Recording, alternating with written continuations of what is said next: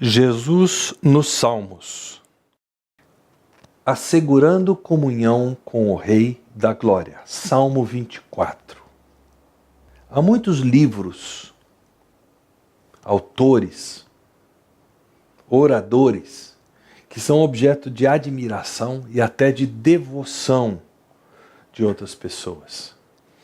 Eu me recordo do pastor Herodice Fontes de Queiroz, o pastor que foi meu pastor na minha adolescência.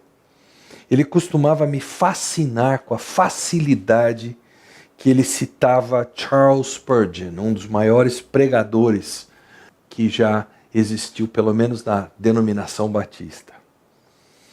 E foi certamente através desse citar constante de Spurgeon que o pastor Herodice provocou em mim uma curiosidade para conhecer mais Spurgeon, para ler a respeito dele. Se você tivesse tido o prazer de conviver com meu sogro, você logo descobriria que ele era fã de carteirinha de Humberto de Campos. Ele citava trechos inteiros das crônicas de Humberto de Campos. Pastor Ivênio dos Santos, um dos pastores, um dos servos de Deus que Deus usou para moldar minha vida quando ainda jovem, ele sempre se destacou por ser fã incondicional de Francis Schaeffer, grande pensador evangélico do século passado, e a ponto de citar frases inteiras contidas nos livros de Francis Schaeffer. Mas de todos os livros, certamente a Bíblia está entre os livros mais queridos e mais lidos. Não é à toa que no final do século passado o Brasil se tornou o país número 1 em venda de Bíblias, e de lá para cá são vendidos vários milhões de exemplares por ano. É por isso também que aquela coleção famosa de CDs gravados pelo Cid Moreira, narrando a Bíblia, continua um best-seller. E todos nós temos os nossos trechos prediletos da Bíblia. Quem não gosta, por exemplo, do Salmo 23?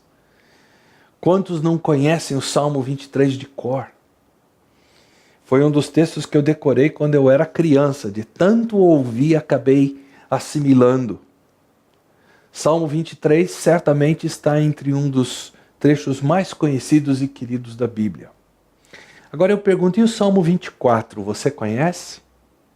Ficaria surpreso se eu lhe dissesse que é uma das declarações mais marcantes que nós temos da Bíblia, da vitória que Cristo obteve na cruz e em sua ressurreição, embora esse salmo tenha sido escrito pelo menos 1000 anos antes de Cristo vir ao mundo? Vamos ler esse texto. Salmo de número 24. A terra e tudo que nela há são do Senhor. O mundo e todos os seus habitantes lhe pertencem. Pois sobre os mares ele edificou os alicerces da terra e sobre as profundezas do oceano a estabeleceu. Quem pode subir ao monte do Senhor? Quem pode permanecer em seu santo lugar?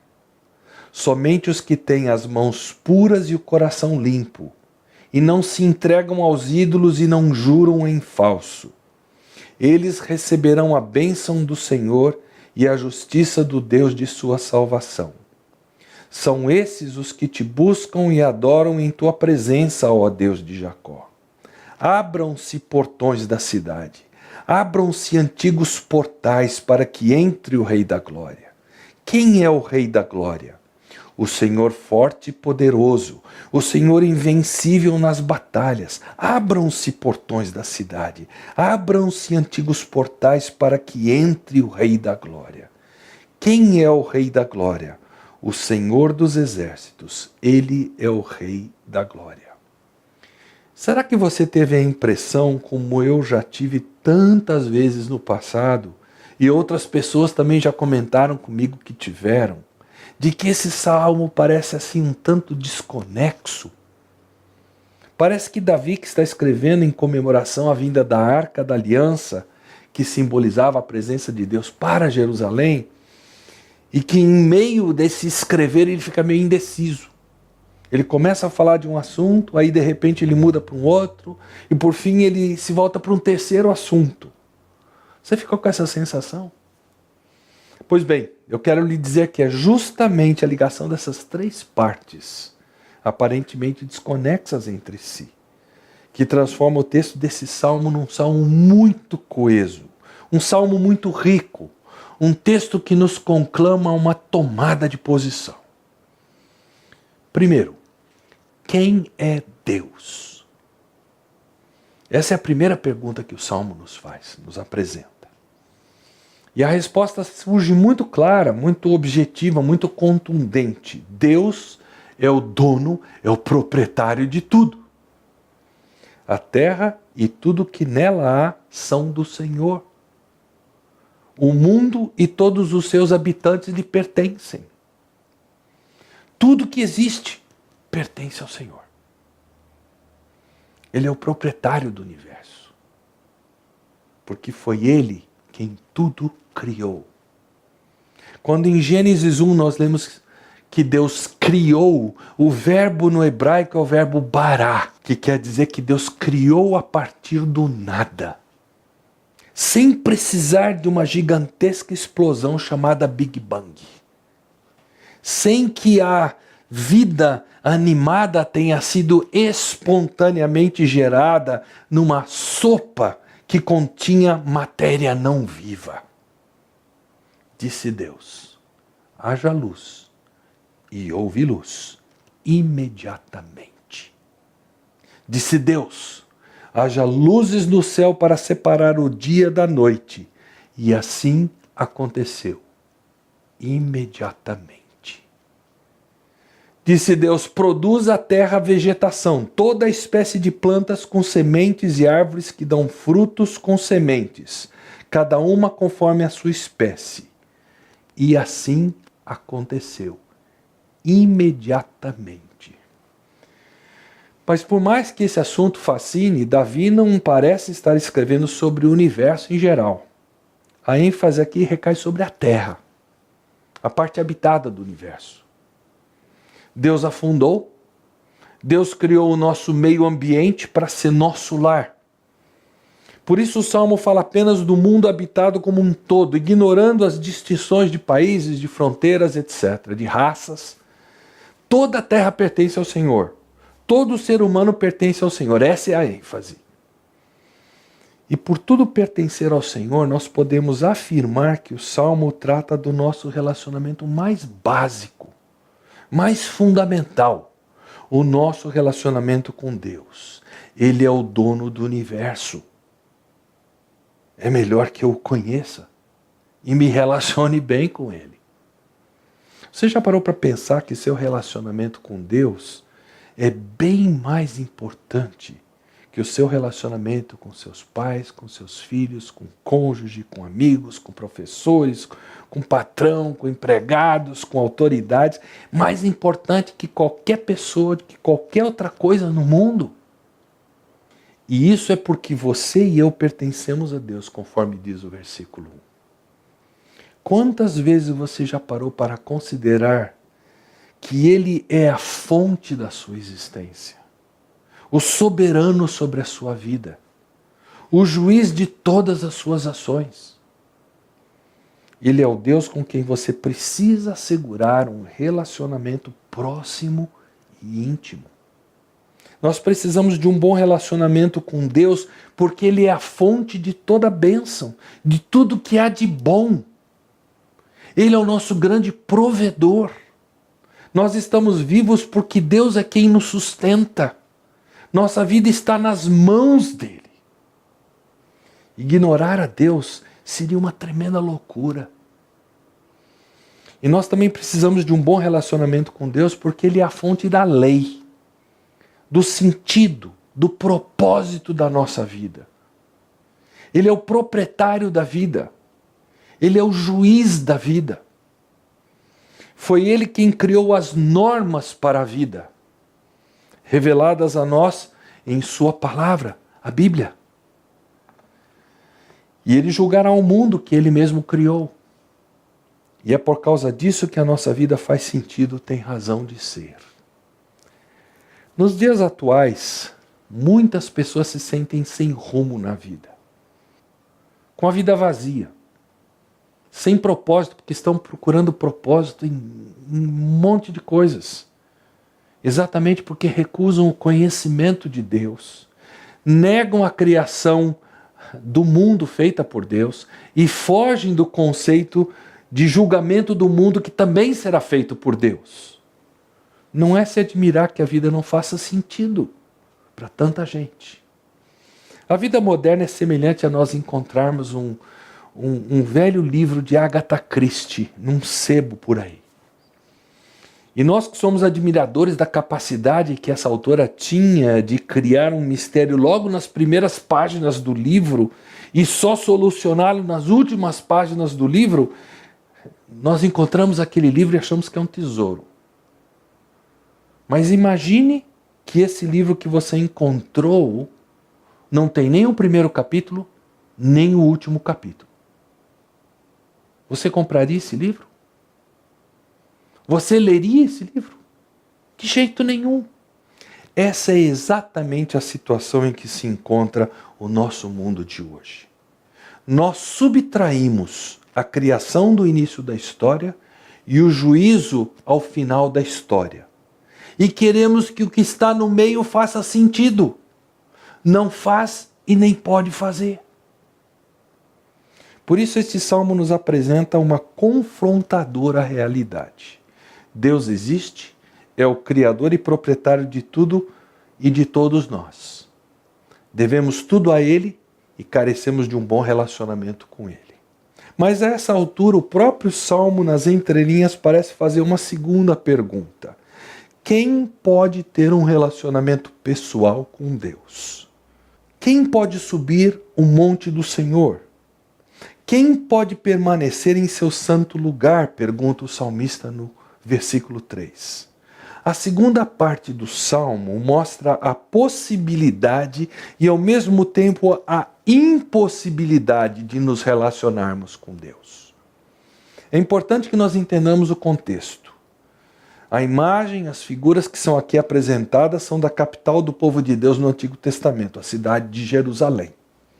Jerusalém foi fundada em cima de um monte, que este salmo no versículo 3 chama de Monte do Senhor. No propósito de Deus de revelar-se a seu povo, ele designou um lugar especial para ter comunhão com esse povo. Jerusalém foi o lugar escolhido. E o foco das atenções era o templo, com as suas câmaras mais e mais densamente repletas da presença de Deus. Quando um peregrino chegava a Jerusalém, ele estava consequentemente se achegando à presença de Deus. Mas o que essa parte do Salmo nos ensina? Em primeiro lugar, ela confirma a necessidade de conhecermos a Deus. Aquilo que nós deduzimos da primeira parte do Salmo é confirmado aqui nos versículos 4 e 5. Se a pergunta é quem pode relacionar-se com Deus, a resposta está clara nesses versículos. Somente os que têm as mãos puras e o coração limpo, que não se entregam aos ídolos e nem juram em falso. Eles receberão a bênção do Senhor e a justiça do Deus de sua salvação. Chegar à presença de Deus, ou achegar-se à presença de Deus, é de suma importância, porque somente na presença de Deus nós obtemos a bênção e a justiça dele, diz o versículo 5, a salvação que vem dele. Como provedor, ele pode suprir toda a nossa necessidade. Como juiz, ele julga a nossa vida. Temos que possuir essa bênção e essa justiça agora para termos a vida abundante de que Jesus falou, vida cheia de sentido, cheia de propósito, que começa aqui, nesta terra. Em segundo lugar, essa parte do Salmo acena com a possibilidade de nos achegarmos a Deus. A essa altura no Salmo nós podemos deduzir uma coisa muito importante. O Deus que nos criou, ele deseja, ele anela por um relacionamento com os habitantes da terra. Ele designou um lugar para se encontrar conosco. O plano dele desde a criação do mundo foi de ter um povo que vivesse em comunhão com ele. A cidade de Jerusalém e seu templo vieram a se tornar símbolos desse plano de Deus. Nós temos, portanto, um convite do Senhor para conhecê-lo. E em terceiro lugar, este trecho do Salmo é uma revelação das condições para nos achegarmos a Deus. E aqui nós atingimos o coração do Salmo. Observe que existe uma pergunta que na realidade se constitui um tremendo problema para nós. Quem subirá ao monte do Senhor? Quem há de permanecer no seu santo lugar? Aparentemente não é todo mundo que pode se aproximar do Senhor. Existem condições para isso. E as condições são urgentes. E quanto mais urgentes, quanto mais prementes, mais nós precisamos pensar nelas. No versículo 4, Davi nos mostra duas condições gerais e nos fornece dois exemplos bem específicos. Quais as condições gerais? Somente os que têm mãos puras. Para entrar no santo lugar de Deus, para ter comunhão com Deus, você precisa estar limpo por fora. É preciso ter mãos puras, na linguagem desse salmo. Isso diz respeito a todas as nossas ações físicas. Representa as atividades visíveis da nossa vida. Nós não podemos jamais nos esquecer que Deus é Deus santo. Deus é tão santo que os serafins do céu podem proclamar continuamente por toda a eternidade: santo, santo, santo, sem correr o menor risco de estarem se utilizando de vãs repetições. O Senhor é cheio de pureza. A santidade dele é tão brilhante que os nossos olhos não conseguem contemplá-lo.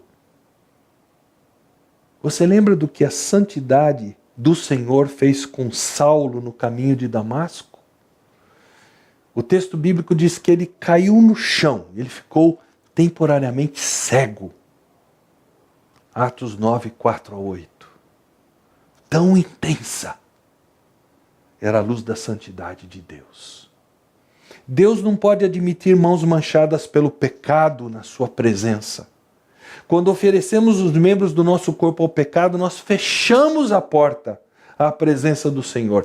Pecado e santidade não podem coexistir. Pecadores e Deus não podem ter comunhão.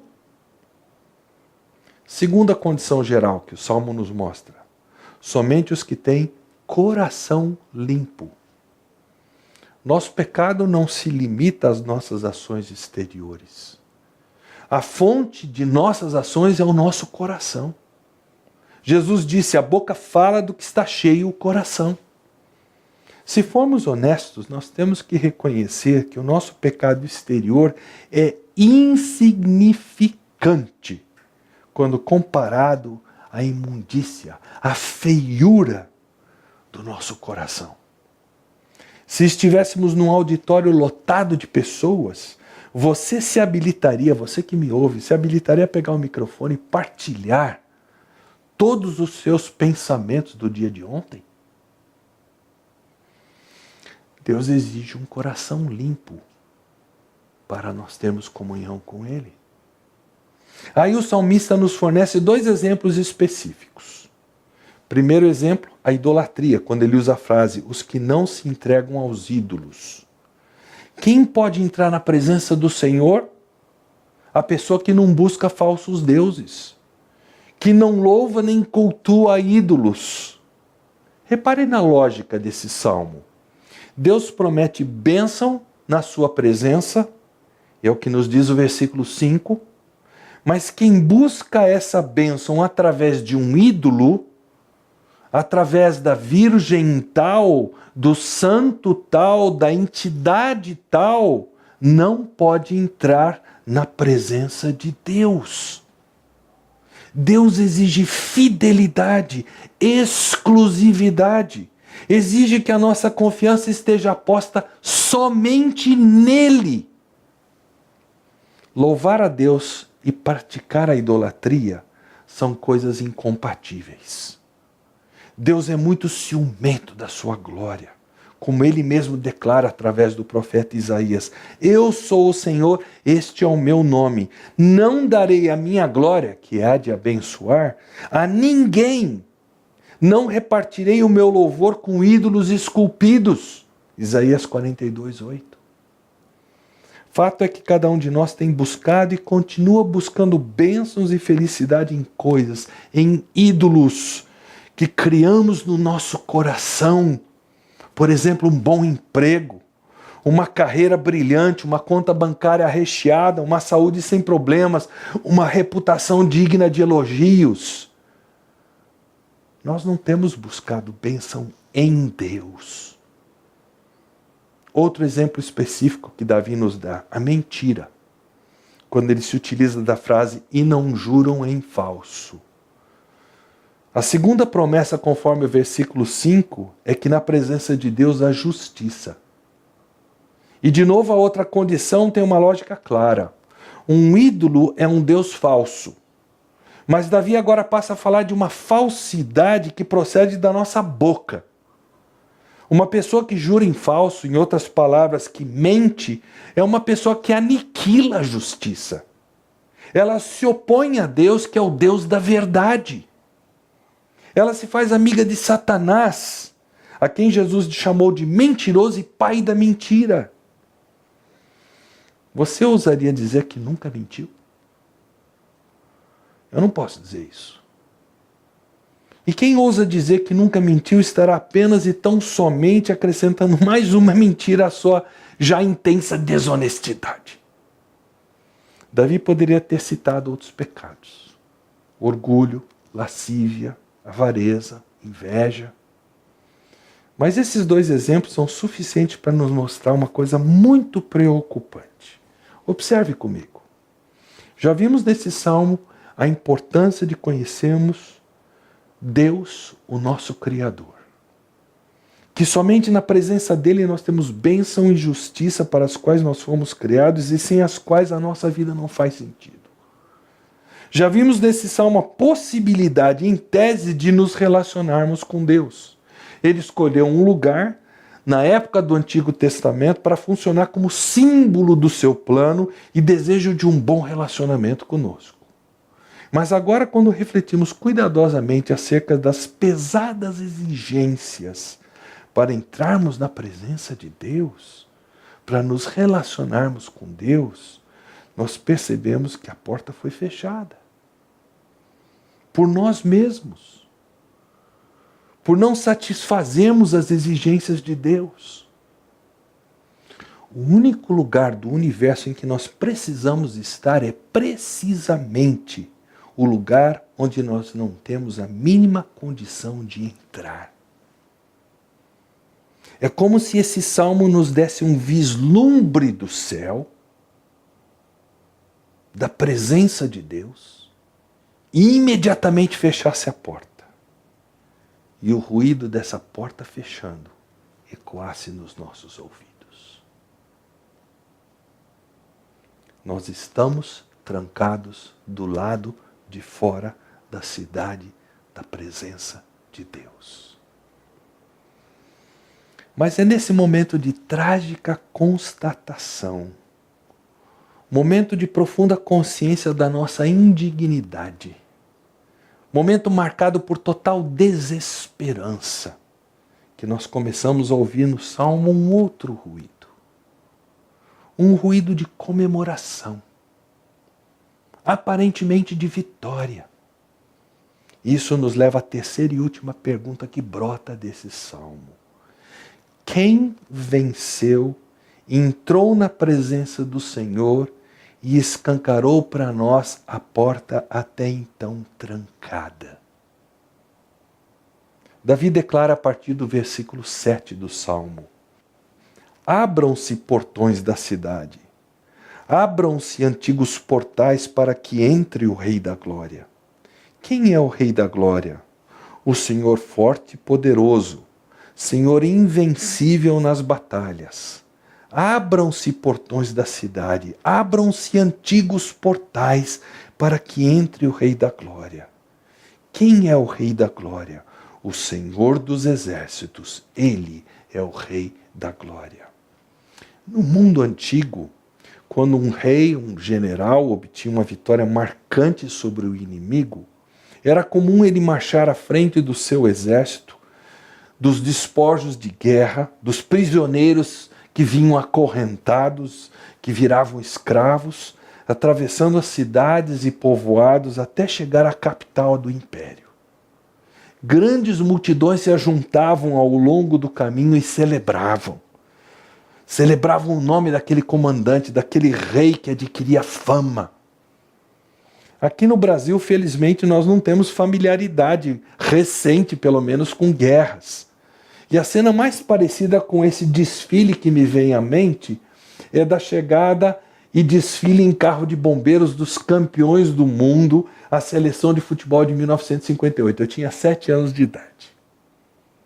As avenidas por onde eles passavam estavam abarrotadas de gente delirando de tanta felicidade.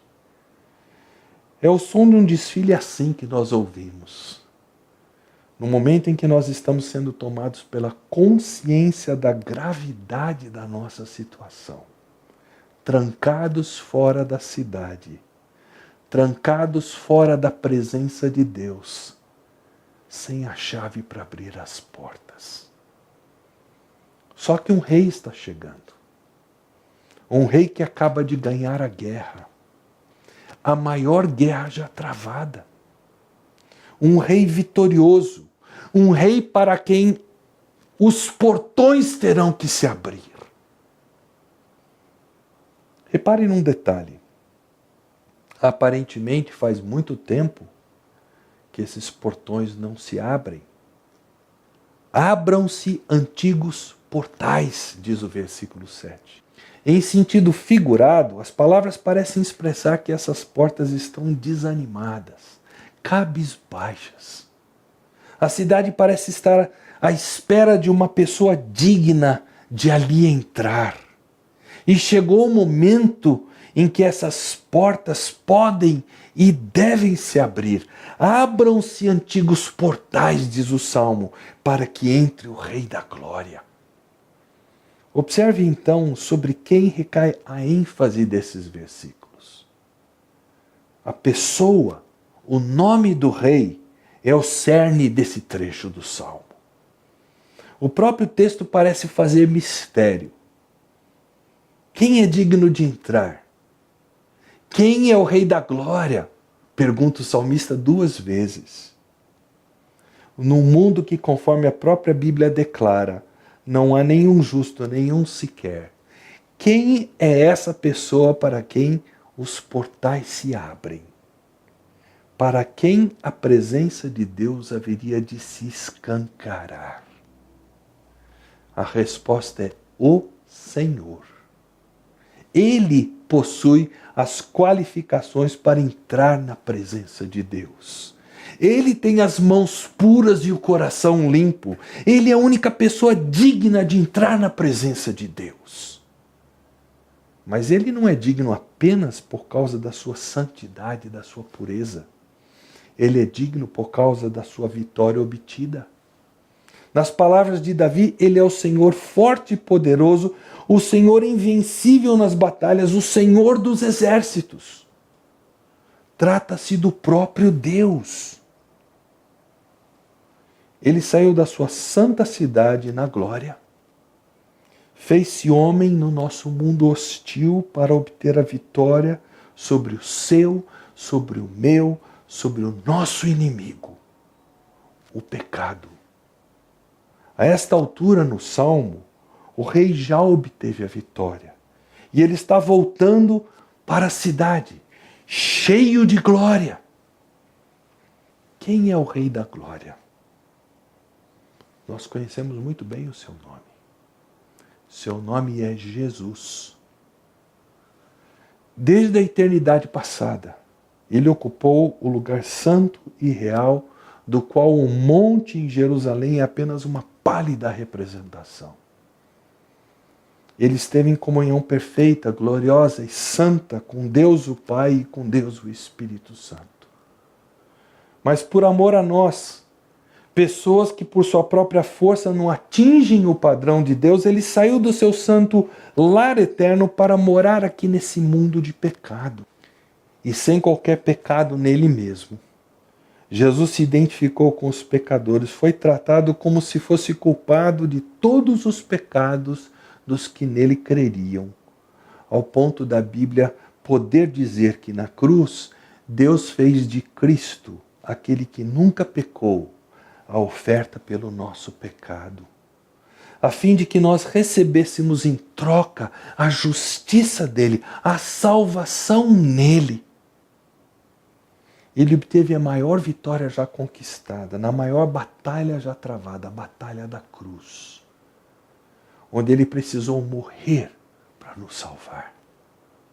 Esse Jesus, depois de ter feito a purificação dos nossos pecados e morrer, ele ressuscitou, ele subiu aos céus e ele se assentou à direita de Deus nas alturas.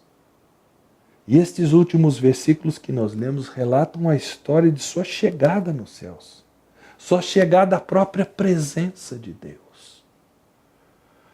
O Salmo parece ter nexo agora. Como é que nós podemos aplicar tudo isso? Se você já é de fato um cristão, primeira aplicação, desfrute desse vislumbre da glória do nosso Salvador, o Senhor Jesus Cristo. Esse salmo nos mostra minuciosamente o propósito de toda a Bíblia, revelar a glória de Deus em Cristo Jesus. Deus é digno de louvor, primeiro, porque Ele é Deus. Segundo, porque Ele é o Criador e dono do universo. Mas para nós, pecadores perdidos, digno de louvor acima de tudo, porque Ele é o nosso Salvador. Nós estávamos trancados fora da cidade, longe da presença de Deus. Precisávamos de um conquistador, um vencedor que pudesse abrir esse acesso. Nossa vida não fazia sentido. Não tínhamos propósito justamente porque havíamos declarado a nossa independência do nosso Criador e Juiz. Nossa situação era da mais profunda desesperança. Mesmo que disso nós não tivéssemos a mínima consciência, como tantos ainda hoje não têm. Mas agora nós temos um vencedor, e o seu nome é Jesus. Em Apocalipse capítulo 5, chega um momento na visão do apóstolo João em que o livro da história da raça humana, do plano de Deus, do destino do mundo, seria aberto. Mas diz o texto bíblico, ninguém no céu, nem na terra, nem debaixo da terra, havia que pudesse abrir o livro e lê-lo. E ainda acrescenta que João começou a chorar muito, pois não encontrou ninguém digno de abrir o livro e lê-lo. Toda a nossa história permaneceria trancada, sem julgamento, sem justiça, sem sentido. João chorava porque naquele momento a vida humana pareceu nada mais do que simples vaidade. Mas as lágrimas de João cessaram, porque uma pessoa foi encontrada. Uma pessoa que é Deus, porque se assenta no trono de Deus. Mas uma pessoa que é digna de abrir o livro especificamente porque venceu. E como é que ele venceu? O aspecto dele em Apocalipse 5 descrito como de um cordeiro que parecia ter sido sacrificado. Foi na morte de Jesus que ele venceu. Para ser digno de julgar a raça humana, para que a nossa vida fizesse sentido, para trazer-nos a Deus, foi que Jesus morreu. Mas graças a Deus, ele não ficou morto, ele ressuscitou. Se você já é um cristão, de fato, tome nota da segunda aplicação. Desfrute do acesso que ele abriu à presença de Deus. Os portões da cidade, os antigos portais, se abriram no momento em que o vencedor chegou. E para todos os que confiam nele, as portas à presença de Deus permanecem abertas. Mas quantos cristãos não se utilizam desse acesso com frequência? Quantos de nós oramos pouco ou quase nada? Quantos de nós não nos valemos desse acesso para confessarmos os nossos pecados? Quantos de nós imploramos que o Senhor atue na nossa vida, na vida de nossa família, dos nossos amigos, do nosso país? A carta aos Hebreus diz o seguinte para nós: portanto, irmãos, por causa do sangue de Jesus, podemos entrar com toda a confiança no lugar santíssimo, que é a presença de Deus. Por sua morte, Jesus abriu um caminho novo e vivo através da cortina que leva ao lugar santíssimo. E uma vez que temos um sumo sacerdote que governa sobre a casa de Deus, entremos com um coração sincero e plena confiança, pois a nossa consciência culpada foi purificada e nosso corpo lavado com água pura. Hebreus 10, 19 a 22. Nós temos uma entrada gratuita e permanente na presença de Deus. Ela é de graça, mas ela custou caro. O preço da nossa entrada foi o sangue de Jesus. É pelo sangue dele que nós temos as mãos limpas e o coração puro. Nós podemos subir ao monte do Senhor, viver como quem tem consciência de que está 24 horas por dia na imediata presença de Deus. Mas vamos supor que você que me assiste ainda não havia se dado conta de que está arriscado da presença de Deus, porque não tem e nem nunca terá e nem conseguirá méritos para ali entrar. E seus ídolos só lhe afastam ainda mais de Deus, porque mentem a você, vendendo-lhe a ilusão de que está tudo bem. Você ainda não colocou a sua fé exclusivamente em Jesus, no sacrifício que ele fez por você na cruz. O que você precisa fazer à luz deste salmo?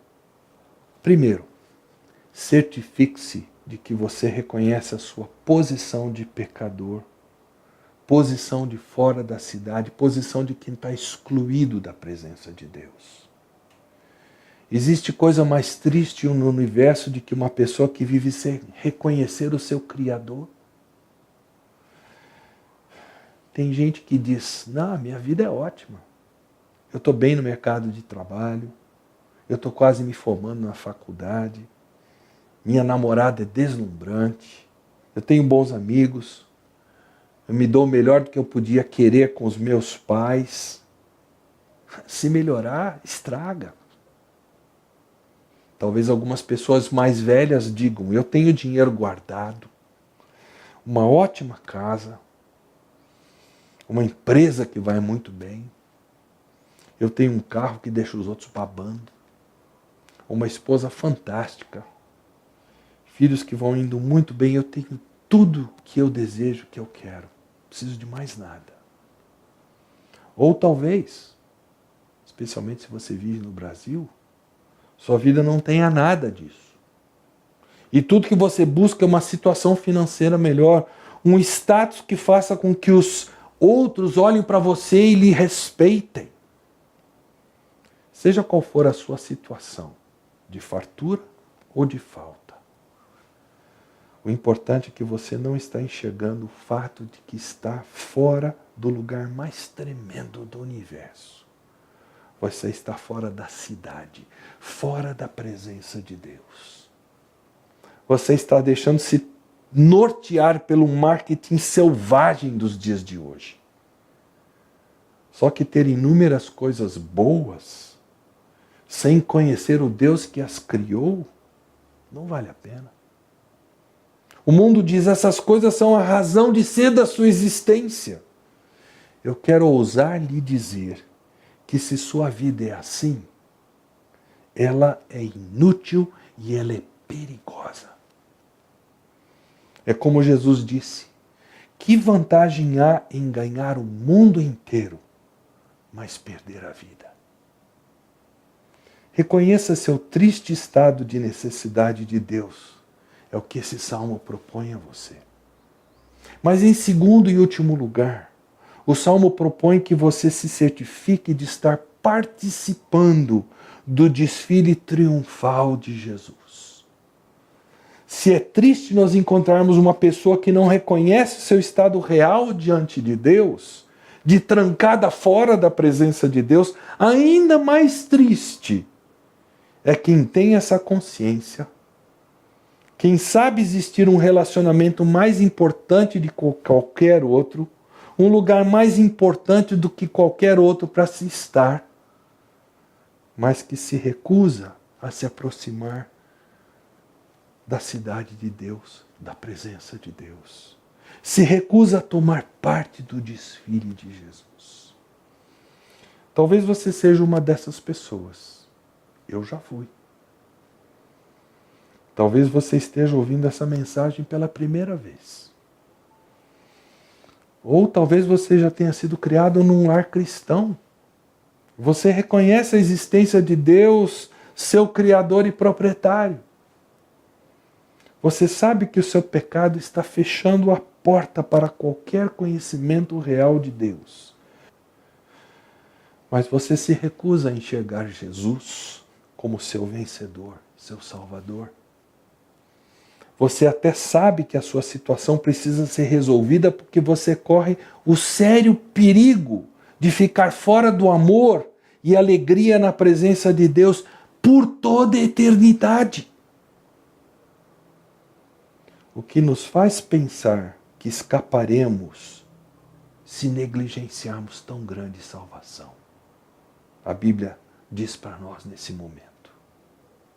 Ouça a voz do Espírito de Deus e resolva hoje mesmo não ficar fora da presença de Deus. Agarre a salvação que Jesus lhe oferece, gratuitamente. Confie somente nele, na morte dele, no sacrifício que ele fez por você na cruz. Hoje, se ouvirem a sua voz, não endureçam o coração. A palavra de Deus nos exorta.